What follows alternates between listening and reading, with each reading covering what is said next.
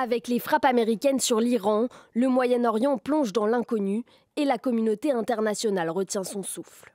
Le Premier ministre japonais est le premier à avoir pris la parole face caméra. La désescalade de la situation au plus vite est notre priorité absolue.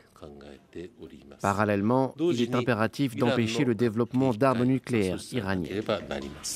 Les premiers Européens à réagir le font eux sur le réseau social X. Ils appellent à la désescalade et au retour aux négociations. La France exhorte les parties à la retenue pour éviter toute escalade susceptible de conduire à une extension du conflit. La France est convaincue que le règlement durable de cette question passe par une solution négociée dans le cadre du traité de non-prolifération sur les armes nucléaires. Ni soutien, ni condamnation des attaques américaines sur l'Iran. Les Européens marchent sur un fil face à ces frappes qui réduisent la menace nucléaire iranienne, mais dont ils s'inquiètent du potentiel déstabilisateur. Une position que résume le ministre britannique du Commerce, interrogé dimanche matin par la BBC.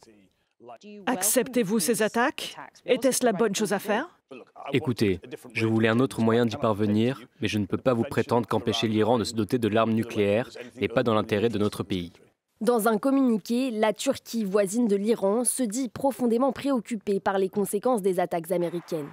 Tout comme l'Arabie saoudite, pourtant rivale de l'Iran et alliée des États-Unis. Le Royaume d'Arabie saoudite suit avec une vive inquiétude l'évolution de la situation en République islamique d'Iran, pays frère, et notamment les attaques contre les installations nucléaires iraniennes par les États-Unis. Il appelle aussi à la communauté internationale à redoubler d'efforts dans ces conditions extrêmement sensibles pour parvenir à une solution politique qui mette fin à la crise.